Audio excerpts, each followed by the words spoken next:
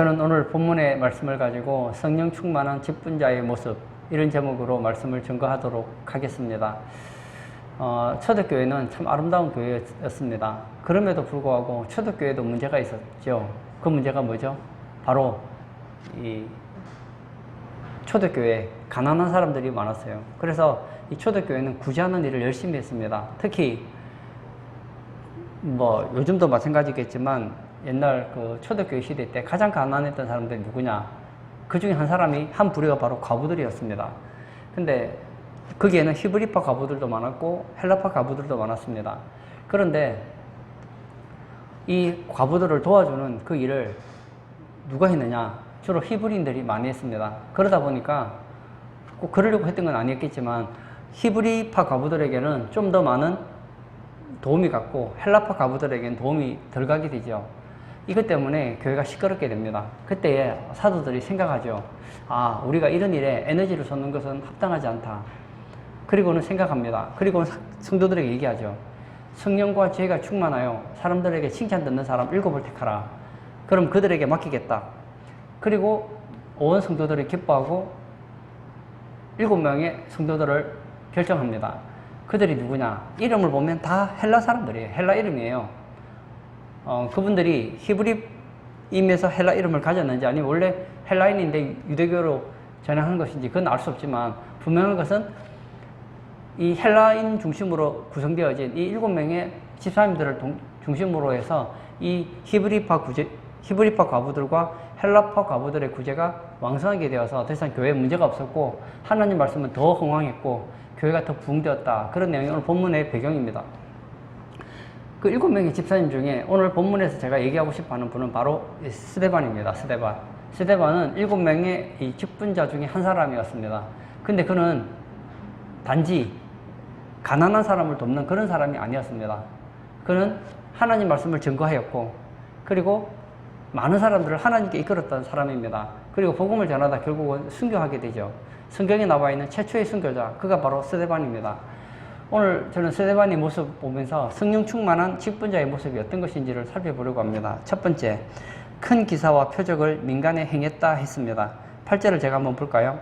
스데반이 은혜와 권능이 충만하여 큰 기사와 표적을 민간에 행하니, 여기 보면 큰 기사와 표적 이렇게 나와 있습니다. 이 기사가 뭡니까? 기사라는 말은 경위, 이적, 징조 이런 뜻을 가지고 있습니다. 그러니까 기사 자체가 중요한 것이 아니라 이것은 하나의 징조를 가지고 있다는 거예요. 그것을 좀 더 정확하게 설명해 주는 것이 기사와 표적입니다. 표적. 이 표적이 대체 뭐죠?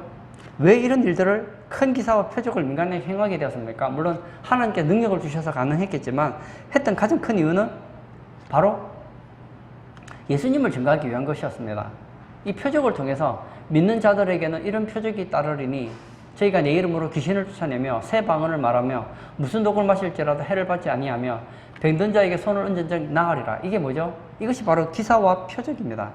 이런 기사와 표적을 나타내는 이유가 뭡니까? 아, 예수 믿는 사람은 뱀에게 물려도 괜찮더라. 그걸 보여주기 위한 게 아니에요. 이 기사 표적의 목적은 바로 하나님의 능력을 보여주기 위한 것입니다. 그래서 예수님 믿도록 하는 게 목적이 있단 말이에요. 기사와 표적을 행했다. 이것은 바로 믿지 않는 사람들에게 하나님의 능력을 보여준 것을 의미하고 있다는 거예요. 사실은 여러분, 우리가 오늘 본문을 보면 야, 나는 이런 기사도 없고 이적도 없는데 어떡하나. 근데 저는 이 교회사의 역사를 보면 어떤 일이 되냐, 교회의 역사를 보면 초창기 때 이런 기사와 이적이 많이 나타납니다. 왜냐? 사람들이 하나님을 믿지 않으니까, 예수님 믿지 않으니까 그곳에 예수님이 보냈다는 그 표적으로 기이한 일들을 일으키시더라는 거예요.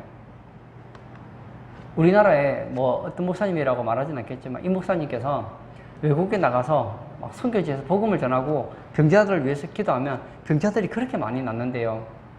근데 한국에 와서 기도하면 그렇게 낫지는 않는답니다. 그 차이가 뭐죠? 그들에게는 하나님의 살아계심, 하나님의 능력을 보여줄 필요가 있기 때문에 하나님께서 더 크게 역사하셨던 거예요. 그러나 여러분, 이것보다 더 큰 능력이 있습니다. 우리는 생각할 때 병자를 고치고 막 죽은 자를 살리고 그리고 귀신을 쫓아내고 이런 것이 굉장한 하나님의 능력이라고 생각하지만 물론 그것은 정말 하나님의 능력이 맞습니다. 근데 그것보다 더 놀라운 능력이 있습니다. 그게 뭐죠? 우리의 변화된 삶입니다. 예수님의 12 제자들이 예수님을 늘 3년 반 동안 공생애기간 따라다녔잖아요. 그러다가 예수님께서 이 가룟 유다의 배신으로 인하여서 병사들에게 붙잡혀가게 됩니다. 그때 그 제자들이 다 도망을 가잖아요. 부끄러운 이야기지만 베드로 같은 경우에는 사람들 앞에서 3번이나 예수님 모른다고 말하고 나중에 저주까지 합니다. 예수님 나타났음에도 불구하고 자신이 없는 거예요. 그래서 베드로 같은 경우에는 나는 사도 자격 없다. 나는 그냥 갈릴리로 가서 고기나 잡고 이제 내 생을 보내련다. 그리고 가잖아요. 그런 베드로가 어떻게 변합니까? 사도행전을 보십시오. 마가다락방에서 성령이 충만하자 어떤 일이 일어나죠? 담대하게 복음을 전하잖아요. 얼마 전까지만 해도 예수 믿는 거 부끄러워했던 사람이 어떻게 저렇게 당당하게 예수님을 전하나. 거기다가 하나님께서 함께 하시니까 기사와 이적도 나타납니다. 사랑하는 성도님, 저는 우리 성도님들에게 말하고 싶습니다. 하나님께서는 여러분을 통해서 하나님의 능력을 나타내기를 원하십니다. 아우, 난 아무것도 없는데. 아무것도 없는 게 아니에요. 예수 믿고 있는 게 능력이에요. 여러분, 신앙생활을 왜 합니까? 사람의 제일 되는 목적은 하나님을 영화롭게 하는 것입니다. 어떻게 하면 하나님을 영화롭게 합니까? 예수 믿는 우리가 예수님 말씀대로 사는 것. 그래서 우리의 착한 행실을 보고 하늘에 계신 하나님 아버지께 영광을 돌리는 것. 이것이 큰 능력 아닙니까? 사도 바울은 어쩜 이런 생각했는지 모르겠어요. 고린도 교인들이 어떤 사람은 방언을 한다. 나는 이런 능력이 있다. 저런 능력이 있다고 하니까 가장 큰 하나님의 능력이 무엇인지를 보여줍니다. 천사의 말을 하는 거 대단하죠. 우리 중에 천사의 말을 하는 사람은 아마 아무도 없을 겁니다. 천사의 방언을 하는 거 대단하죠. 그러나 천사의 말을 하더라도 사랑이 없으면 아무것도 아니래요. 모든 병을 고친다 하더라도 사랑이 없으면 아무것도 아니래요. 산을 옮길 만한 믿음이 있더라도 사랑이 없으면 아무것도 아니래요. 뭐가 최고라는 겁니까? 사랑이에요. 여러분, 하나님 말씀 한마디로 말하면 사랑입니다. 선이 무엇이죠? 착한 것이 무엇입니까? 사랑하는 거예요. 하나님 말씀대로 하나님을 사랑하고 이웃을 사랑하는 것, 이것이 선이거든요. 세상 사람들은 선한 것은 내가 생각이 옳은 것이 선하다고 생각합니다. 아닙니다. 선한 것은 무엇인가? 사랑이 선한 거예요. 다니엘서에 보면 다니엘의 친구들이 정말 선한 삶을 살아서 하나님께 영광을 돌리는 모습을 보여줍니다. 그는 정말 하나님의 능력을 보여주었습니다. 이 느부갓네살이라는 왕이 큰 평지에다가 금상을 짓게 하죠. 어마어마하게 큰 금신상을 짓습니다. 자기를 나타내는 것이죠. 그리고는 누구든지 그 금신상 앞에 절을 하게 합니다. 절하지 않는 자는 누구든지 불못에 던진다고 합니다. 여러분, 제가 말했죠. 하나님의 계명은 뭐냐? 사랑입니다. 사랑. 그 계명 중에 이런 계명이 있죠. 우상을 만들지도 말고 그 앞에 절하지도 마라. 하나님 사랑하는 것, 이것이 선한 것이거든요. 하나님 뭘 원하지 않느냐? 하나님은 우상 앞에 절하는 거 원하지 않습니다. 여러분, 하나님 앞에 절하지 않는 것, 이것이 하나님 사랑하는 거예요. 이게 능력이라고요. 그래서 다니엘과 세 친구는 황금 신상 앞에서 절하지 않습니다. 그때 느부갓네살 왕이 화가 나죠. 어떻게 합니까? 한 번 더 기회를 줄 테니까 황금 신상 앞에 절을 해라. 그 황금 신상은 바로 자기를 나타내는 거니까. 그러나 거부합니다. 그 결과 어떻게 되죠? 7배나 뜨거운 풀무불 속에 들어가게 됩니다. 그러나 거기서 하나님께서 지켜주셔서 그 다니엘의 세 친구를 불 속에 던졌던 사람은 불이 타 죽었는데 다니엘의 세 친구 하나냐, 미사일, 아샤라는 불이 타 죽지 않잖아요. 이게 뭐죠? 기사와 표적입니다. 하나님의 능력을 보여주었다는 거예요. 그래서 느부갓네살이 어떻게 합니까? 오히려 하나님께 절하고 오히려 나중에 보면 다니엘과 이 세 친구 때문에 나중에 하나님 믿게 되는 모습을 보여주는 거 아닙니까? 하나님께 영광을 돌린 것이죠. 우리는 생각합니다. 야, 내게 능력이 있다면 내가 하나님 말씀대로 살 텐데 내가 능력이 있다면 하나님의 능력을 보여줄 텐데 그런 생각을 합니다. 그렇지 않습니다. 엘리어트 목사님이 이런 말을 했습니다. 기적은 하나님이 인간에게 준 용기와 지혜를 믿음으로 사용할 때 나타난다. 뭐라고요? 기적은 하나님이 인간에게 준 용기와 지혜를 믿음으로 사용할 때 나타난다는 거예요.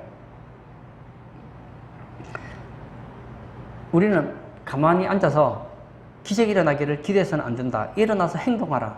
그리하면 주님이 너와 함께 하실 것이고 기적을 행하실 것이다. 멋진 말 아닙니까? 우리는 이렇게 생각합니다. 나는 가만히 있을 거야. 난 아무것도 안 할 거야. 하지만 기적은 일어났으면 좋겠다. 나도 초대교회 교인들처럼 이적과 표적이 나타났으면 좋겠다. 그렇게 하지 말라는 거예요. 일어나 행동하라는 거예요. 하나님 기뻐하는 일을 하라는 거예요. 스데반이 하나님이 기뻐하는 일을 하니까 하나님께서 스데반을 통해서 표적과 이사를 나타내잖아요. 하나님 기뻐하는 일을 위해서 한번 살아보십시오. 그럼 누가 압니까? 여러분이 기도하는 가운데서 병든 자가 일어날지, 여러분이 정말 그 사람을 사랑해서 예수님을 전하면 그 속에 있는 귀신이 떠날지 어떻게 합니까? 그러나 내가 아무것도 하나님이 기뻐하는 어떠한 일도 하지 않으면서 이런 표적들이 나타나기를 바란다면 이거는 맞지 않다는 거예요. 우리가 하나님 기뻐하는 일을 할 때 하나님 함께 하실 것이고 기적을 행하실 것이라는 이 사실을 잊으시면 안 된다는 것입니다. 성령 충만한 이 스데반의 모습, 성령 충만한 직분자의 모습을 통해서 우리는 뭘 볼 수 있습니까? 큰 기사와 표적을 민간에 행했다 하는 것을 알 수 있습니다. 이것은 하나님의 능력을 보여주는 것을 의미합니다. 저는 우리 교회 직분자들이 하나님의 능력을 보여줄 수 있는 직분자 되기를 원합니다. 누구처럼요? 요셉처럼.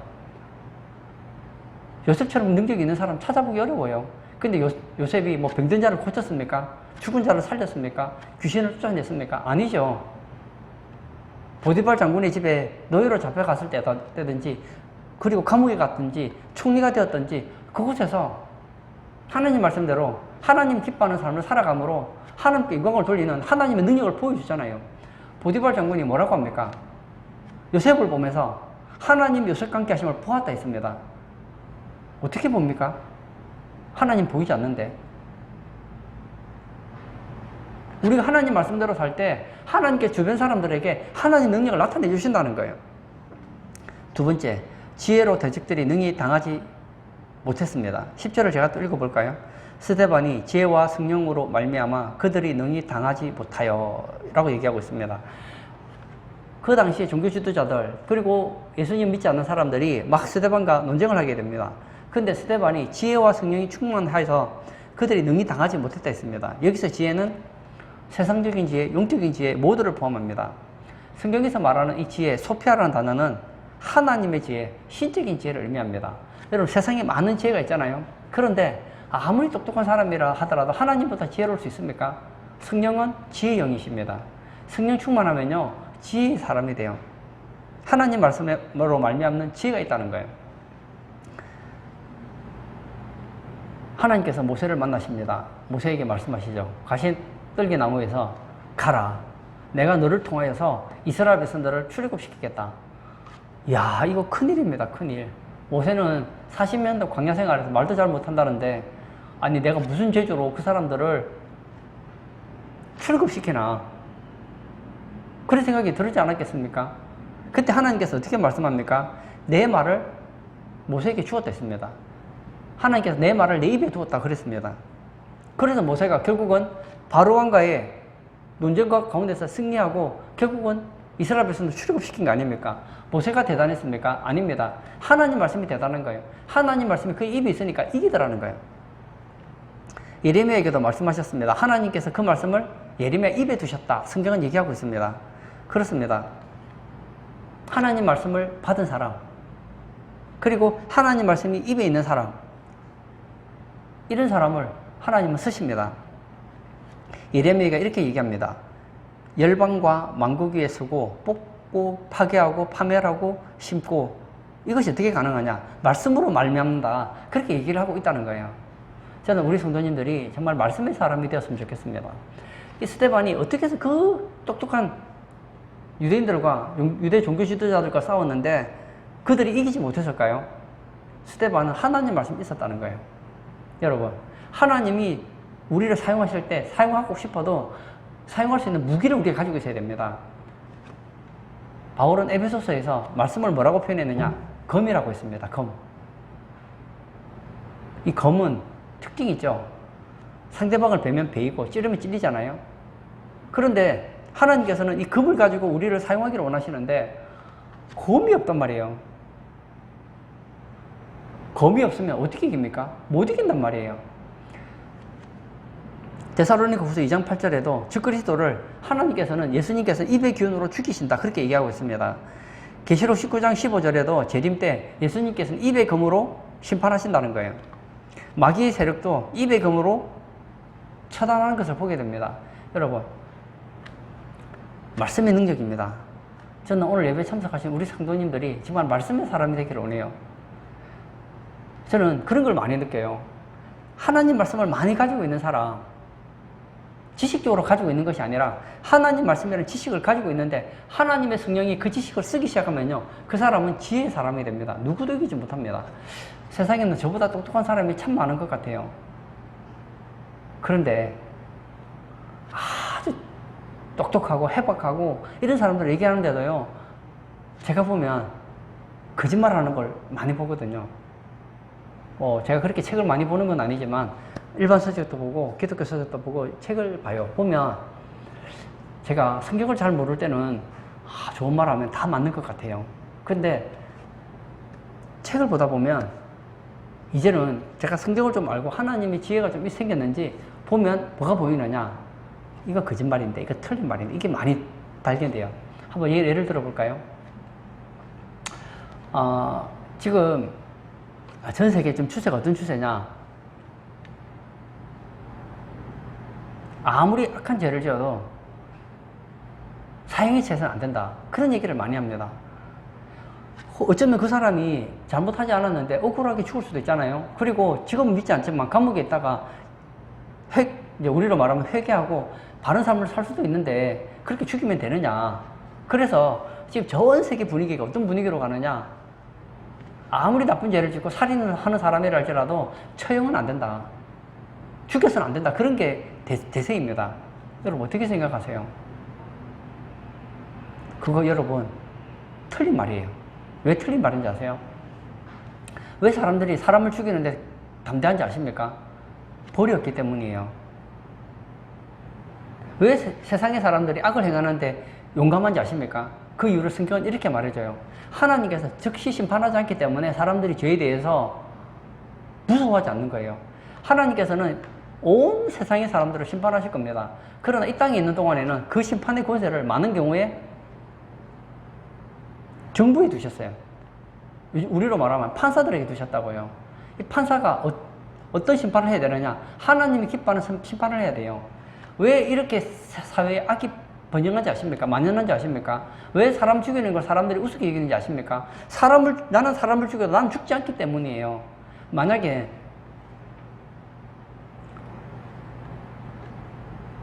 정말 끔찍한 죄악을 저지른 사람들을 죽이면요, 처형하고 사형을 언도내리면요, 아마 지금 세상 사람들이 저지른 악 중에서 사람을 죽이는 악은 상당히 많이 줄어들 겁니다.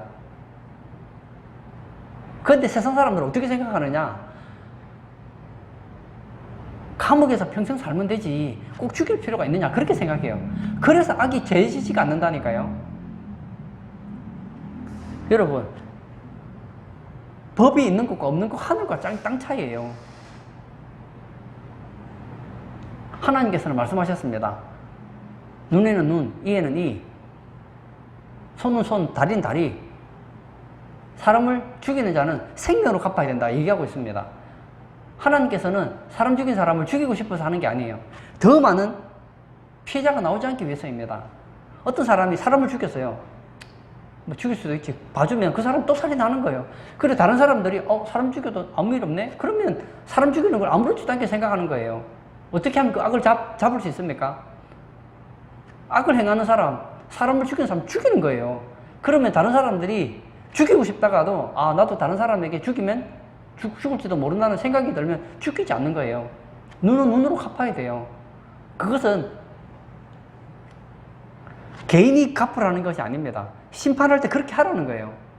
그 사람이 지은 죄만큼 대가를 지불하게 해야 된다는 거예요. 그렇게 하지 않으면요, 이 세상에 만연한 악을 잡을 수가 없습니다. 또 제가 또 이런 얘기 한번 해볼까요? 요즘에 전 세계 자녀 교육에 대한 교육을 보면 어떤 교육이 핑배에 있느냐? 자녀를 때려서는 안 돼. 자녀에게 야단치면 안 돼. 왜냐? 자녀를 때리거나 야단을 치면 자녀의 자존감이 낮아진대요. 어떻게 생각해요? 맞는 것 같잖아요? 여러분, 사람에게는 악이 있습니다. 이 사람의 악을 무엇으로 빼는지 아십니까? 내가 사람의 악을 빼요. 애가 잘못할 때 잘한다 하면요, 나중에 그 나이가 들어서 장성하면 버릇을 못 고쳐요. 아이가 할아버지 수염을 잡고 당길 때 야단을 치고 잘못하면 때려서라도 고쳐야 되는 거예요. 할아버지 수염 잡고 있는데 웃고 있으면 나중엔요, 할아버지 수염을 잡아 당기는 것이 아니라 머리카락까지 다 뽑는다니까요. 오늘날 자녀들이 부모를 우습게 여깁니다. 학생들이 선생님 우습게 여깁니다. 그 이유가 뭐죠? 잘못된 교육 때문이에요. 저도 어릴 때 많은 피해를 봤어요. 저는 잘못하지 않았는데 선생님께 맞았던 기억이 있거든요. 저는 그건 분명히 고쳐져야 된다고 생각해요. 잘못하지 않았는데 선생님이 학생들을 체벌하는 건 저는 옳지 않다고 생각해요. 감정적으로 학생들을 때리거나 부모가 감정적으로 자녀를 매대는 것은 저는 하지 않다고 생각해요. 자녀가 분노할 만큼 그렇게 자녀를 혼내는 건 옳지 않다고 생각해요. 그러나 자녀가 잘못했다는 뻔히 알면서도 불구하고 그런 잘못된 행동을 계속 반복할 때는요, 꾸중을 해야 돼요. 매를 대야 된다고요. 제가 예전에도 그렇고 요즘도 그렇고 뭐 자녀 교육에 대한 프로그램 보면요, 하나같이 하는 얘기가 자녀를 때리지 말래요. 자녀에게 나쁜 말을 하지 말래요. 얼마나 똑똑합니까, 그분들. 저보다 공부도 많이 했고 그쪽으로 전문가 아닙니까? 그러나 전 알아요. 그분들요, 틀려. 아니, 저는 뭘 믿고 그래 당당하냐? 하나님이 그렇게 말씀하시니까요. 저는 하나님보다 지혜로운 분은 없다고 믿습니다. 하나님의 지혜를 가진 사람을 성경은 뭐라고 했습니까? 하나님 말씀을 가진 자를 신이라 했습니다. 여러분, 우리가 하나님 말씀을 가지면 신적인 존재가 돼요. 내가 대단해서가 아니에요. 하나님의 말씀이 능력이 있기 때문에 하나님 말씀을 가진 자는 당하지 않는다니까요. 죽고 난 이유를 누가 압니까? 아무도 모르죠. 많은 사람들이 이 땅이 전부라고 생각합니다. 그리고 살아요. 저는 죽고 나면 끝이라고 저는 믿지 않습니다. 여러분, 죽고 나면요, 지옥 있고 천국 있어요. 이 땅에서 우리가 심은 대로 거둔다고요. 이 땅에서 안 거두면 죽어서라도 반드시 거두게 되어 있습니다. 제가 어떻게 이런 지혜가 있죠?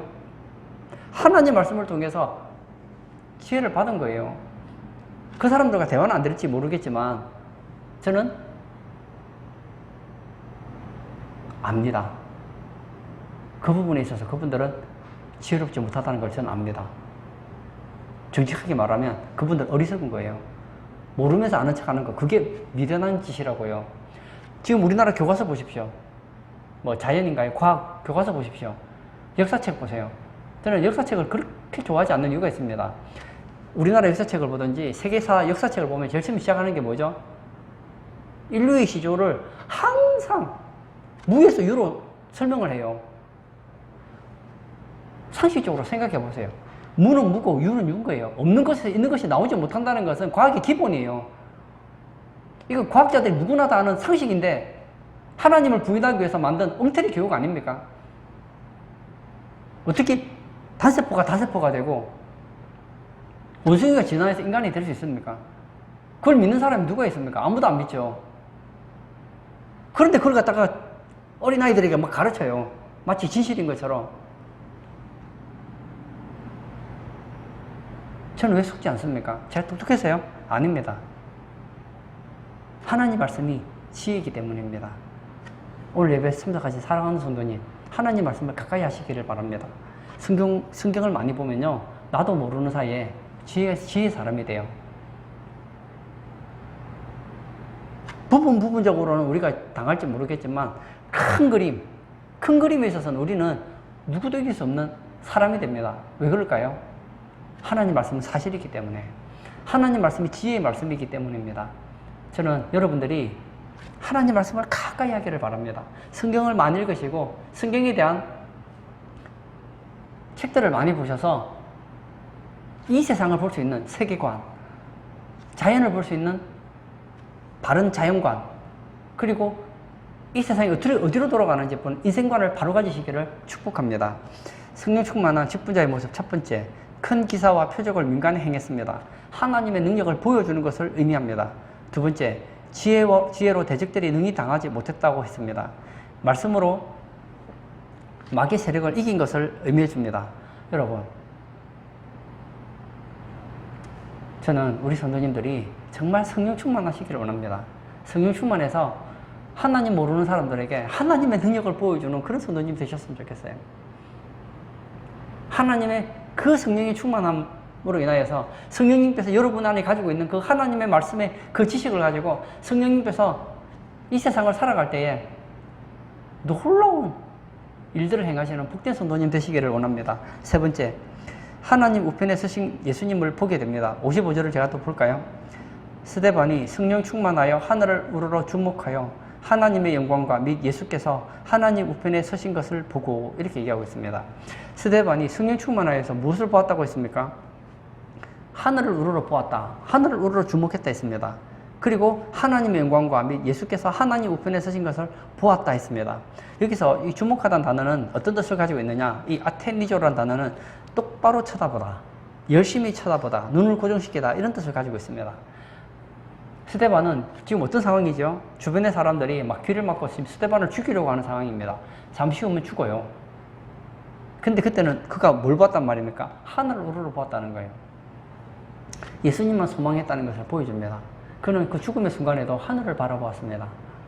나를 위해 이 땅에 오신 그 예수님, 나를 사랑해서 독생자를 보내주신 하나님, 하늘 소망을 가지고 하늘을 바라보고 있었다는 거예요. 예수님께서 십자가에 못 박히실 때 하셨던 말씀 있죠? 저들의 죄를 사하여 주옵소서. 저들이 알지 못합니다. 그리고 예수님께서 돌아가셨잖아요. 스데반도 그런 식으로 얘기하잖아요. 어떻게 이런 말을 할 수 있습니까? 예수님을 주목하기 때문입니다. 저는 우리 성도님들이 세상을 살아가잖아요. 세상을 살아가는 동안에 우리 세상을 안 볼 수는 없죠. 그러나 세상을 살아가면서 세상에 주목하지 마시고 예수님께 소망을 두고 하늘나라의 소망을 가지고 살아가시는 복된 성도님 되시기를 원합니다. 다윗이 누구입니까? 다윗은 왕이었습니다. 그에게는 많은 재물이 있었습니다. 그에겐 권력이 있었습니다. 그에겐 예쁜 아내들이 많았습니다. 그에겐 자녀들도 많았습니다. 그가 원하는 일이라면 무엇이든지 할 수 있었습니다. 그런 다윗에게 소원이 하나 있었습니다. 그 소원이 무엇이었느냐? 다윗에게 한 가지 소원은 이거였어요. 여호와의 집에 거하며 여호와의 아름다움을 앙망하고 사모하는 것. 이것이 그의 한 가지 소원이었습니다. 세계적인 부자였던 록펠러에게 한 기자가 물었습니다. 당신은 세계 최고의 부자입니다. 만족하십니까? 조금만 더. 록펠러보다 더 부자였던 다윗에게 당신의 소원이 무엇입니까?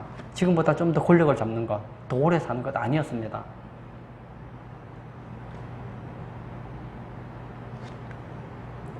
다윗은 하늘을 소망하는 사람이었습니다. 시편 27편 8절에도 보면 다윗은 하나님의 얼굴을 찾았다 했습니다.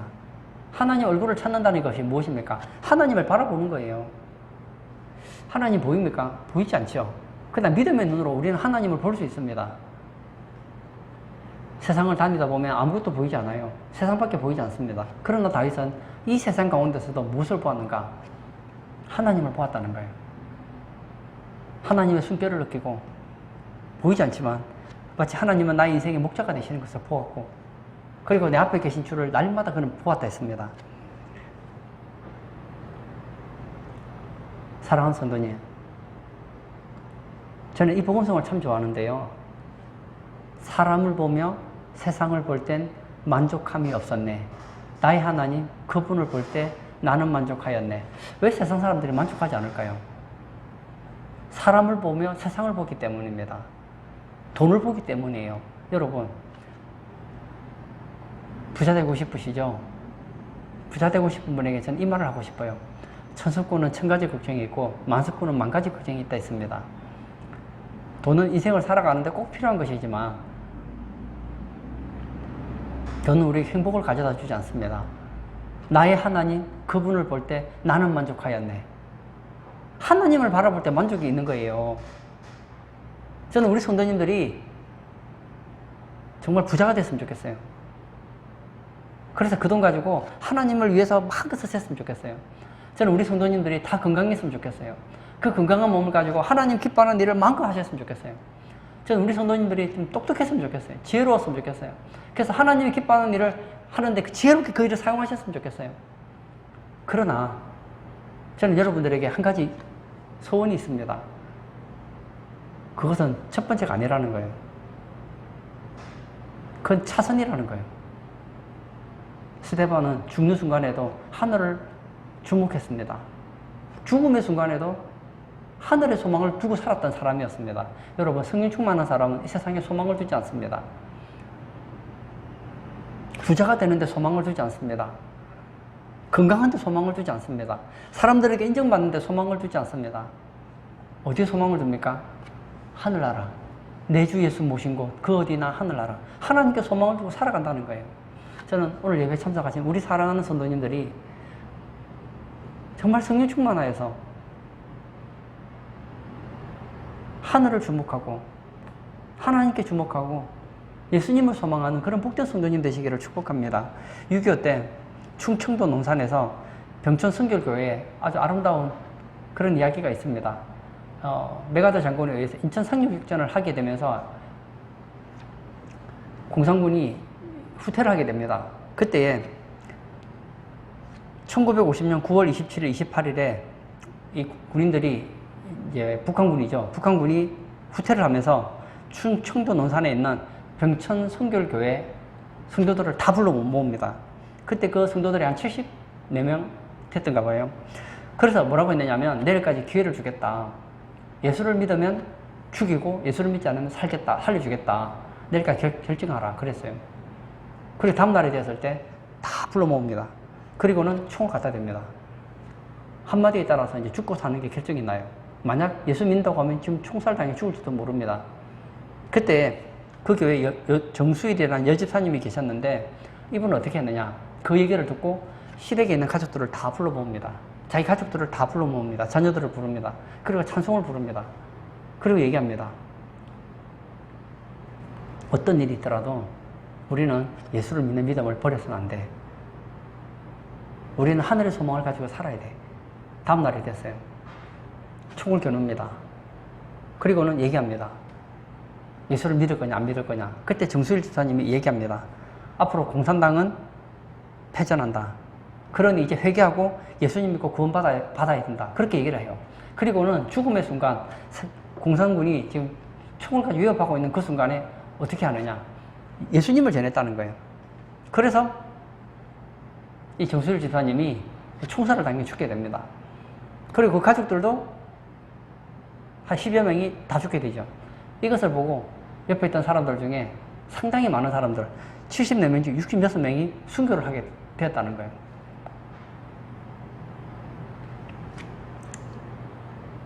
멋지지 않습니까? 세상 사람들이 볼 때는 아유 참 어리석지. 살고 봐야지 그러면 되나. 그럴지 모르겠어요. 이 정수일 집사님이 이렇게 목숨을 내놓을 수 있었던 이유가 어디에 있었습니까? 하늘을 소망했기 때문입니다. 여러분 이 땅이 전부면요 우리 죽으면 안 돼요. 할 수 있으면 오래오래 살아야죠. 스데반이 이 땅이 전부라고 생각했으면 돌에 맞아 죽으면 안 되죠. 사람들이 돌 던지려고 하는 순간에 잠깐만요 제가 생각을 잘못했는가 봐요.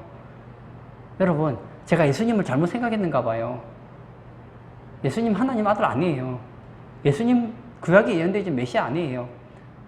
예수님 믿는다고 구원받는 거 아니에요. 한마디만 하면 살 수 있단 말이에요. 그러나 스데반은 그러지 않았습니다. 왜냐? 그는 성령 충만한 직분자였기 때문입니다. 결론을 주고자 합니다. 성령 충만한 직분자는 어떤 사람입니까?